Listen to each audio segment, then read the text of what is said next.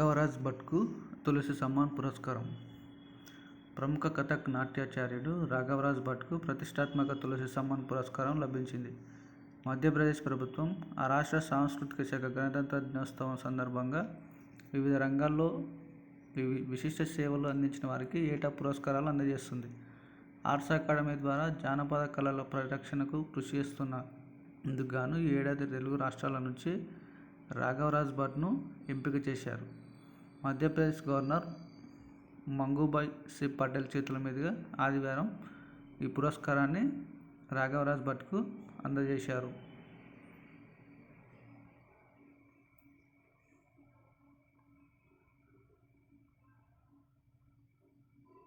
భారత సంతతి గాయనికి గ్రామీ పురస్కారం. సంగీత ప్రపంచంలో ఎంతో ప్రతిష్టాత్మకంగా భావించే 67వ గ్రామీ అవార్డుల వేడుక ఇటీవల ఘనంగా జరిగింది. లాస్ ఏంజలీస్లో వేదికగా నిర్వహించిన ఈ వేడుకలో పలువురు సంగీత దర్శకులు, గాయకులు పాల్గొని సందడి చేశారు. ఈ ప్రధానోత్సవంలో భాగంగా భారత సంతతికి చెందిన అమెరికన్ గాయకురాలు చంద్రికా టాండన్ గ్రామీ అవార్డు వరించింది. ఆమె రూపొందించిన Triveni album best new age ambient or chant album విభాగంలో ఈ పురస్కారాన్ని సొంతం చేసుకుంది.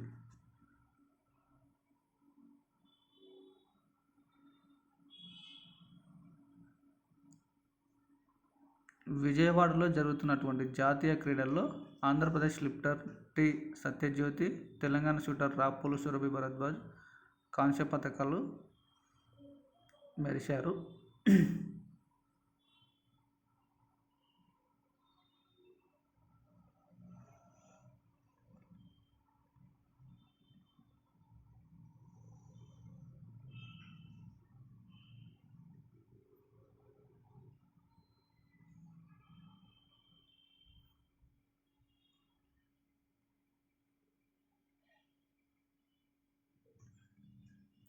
భారత యువ గ్రాండ్ మాస్టర్ ప్రజ్ఞానంద్ చెత్తా చాటాడు.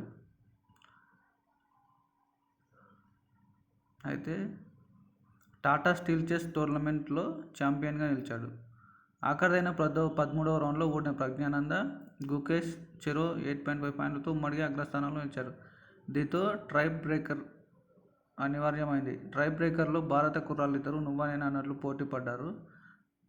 దీంతో గుకేష్ కీలకమైన గుర్రాన్ని కోల్పోయి ఓటమి చవిచూశాడు. విశ్వనాథన్ ఆనంద్ 1989, 1998, 2003, 2004, 2006 తర్వాత ఈ టోర్నీ టాటా స్టీల్ చెస్ టోర్నీని గెలుచుకున్నటువంటి తొలి భారత ప్లేయర్గా ప్రజ్ఞానంద ఘనత సాధించాడు.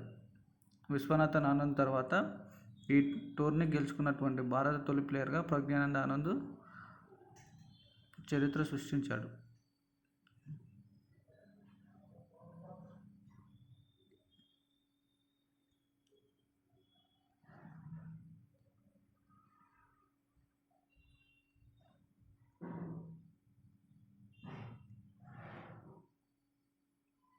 నమీబియా దేశ మొదటి మహిళా అధ్యక్షురాలిగా ఇటీవల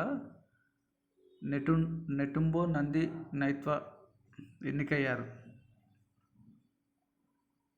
ఏటా డిసెంబర్ 6న ఎవరి వర్ధంతి సందర్భంగా భారత్లో మహాపరినిర్వాణ్ దివస్ను నిర్వహిస్తారంటే భారత రాజ్యాంగ ప్రధాన రూపశిల్పి అయినటువంటి డాక్టర్ భీమ్రావ్ రామ్జీ అంబేద్కర్ వర్ధంతి సందర్భంగా మహాపరినిర్వాణ్ దివస్ను నిర్వహిస్తారు. ప్రపంచ మృత్తికా దినోత్సవం డిసెంబర్ 5.